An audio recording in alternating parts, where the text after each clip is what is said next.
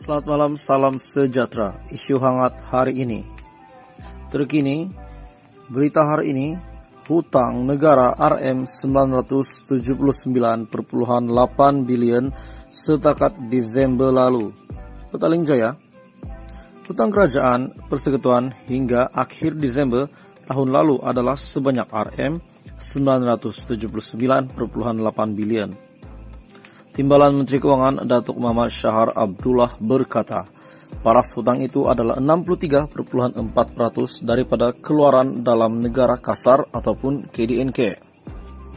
Nisbah hutang statutori kerajaan persekutuan yang merangkumi instrumen security kerajaan Malaysia MGS, terbitan pelaburan kerajaan Malaysia MGII dan Bil Perbendaharaan Islam Malaysia MITB pula mencatatkan 5,79% daripada KDNK. Bagaimanapun, jumlah kadar hutang itu masih lagi di bawah paras 65% daripada jumlah KDNK negara, katanya di Dewan Rakyat hari ini. Beliau juga berkata demikian bagi menjawab pertanyaan Datuk Seri Ahmad Maslan Pontian berkenaan dengan hutang negara itu, mengenai data-data terkini pertumbuhan ekonomi negara, keadaan fiskal, hutang kerajaan, serta kaedah untuk mengurangkan defisit dan hutang, serta untuk menambah peluang pekerjaan juga pendapatan rakyat. Kerajaan kini juga sedang membangunkan strategi hasil jangka sederhana dan melaksanakan semakan semula perbelanjaan awam bagi menambah baik asas hasil dan memastikan kecekapan perbelanjaan kerajaan. Pelaksanaan langkah-langkah tersebut dijangka mampu mengukuhkan kembali lagi kedudukan keuangan demi memastikan kemampanan fiskal dan kemampuan keberhutangan kerajaan dalam jangka masa sederhana dan negara Rm 979,8 bilion setakat Desember lalu. Petaling Jaya, hutang kerajaan persekutuan hingga akhir Desember tahun lalu adalah sebanyak Rm 979,8 bilion.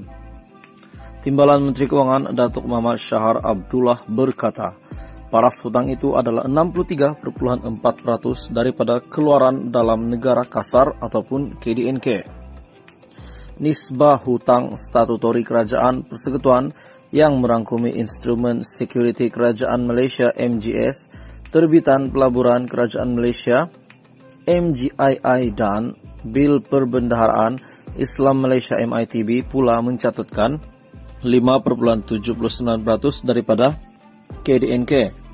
Bagaimanapun, jumlah kadar hutang itu masih lagi di bawah paras 65% daripada jumlah KDNK negara, katanya di Dewan Rakyat hari ini.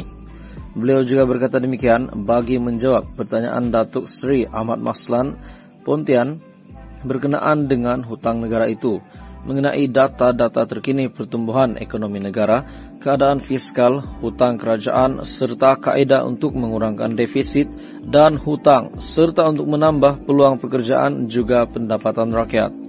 Kerajaan kini juga sedang membangunkan strategi hasil jangka sederhana dan melaksanakan semakan semula perbelanjaan awam bagi menambah baik asas hasil dan memastikan kecekapan perbelanjaan kerajaan. Pelaksanaan langkah-langkah tersebut dijangka mampu mengukuhkan kembali lagi kedudukan keuangan demi memastikan kemampanan fiskal dan kemampuan keberhutangan kerajaan dalam jangka masa sederhana dan panjang.